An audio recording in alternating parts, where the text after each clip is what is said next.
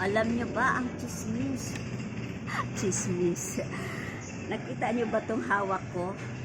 Ito ang halaman na magiging trending daw nitong pagpasok ng 2025. Ang tawag po dito ay Millionaire Snake Plant. Kaya nung napanood ko ito, uy, mayroon pala ako yan. Napanood ko sa isang vlogger na nagsabi na ang halaman na ito ay magiging trending pagpasok ng 2025 kasi ito ang magiging halaman for the year 2025. Siya yung magiging sikat na halaman.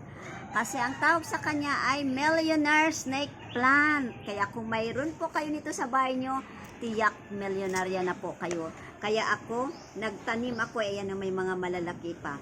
Nung marinig ko yan, nagtanim ako, pinaghiwa-hiwalay ko na para magiging milyonarya na tayo.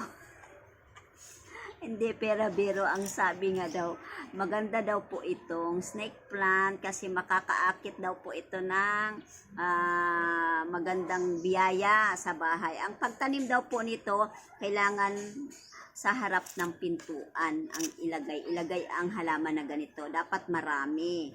Pwede kung wala naman, di kahit konti na lang, basta mayroon. Kaya kung mayroon kayo nitong snake plant sa banyo, tiyak milyonarya na kayo.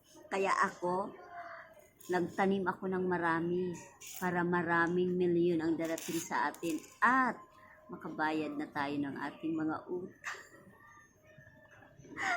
At siyempre, marami tayong matutulungan higit sa lahat. Kaya ayan, kung kayo'y wala, magsabi lang kayo, PM lang kayo sa akin at marami tayo niyan. Mayroon pa ako noon doon, ang mga laman pinaghati-hati ko na para by December, magkakaroon na siya ng dahon at marami na tayo. Ayan, thank you for watching!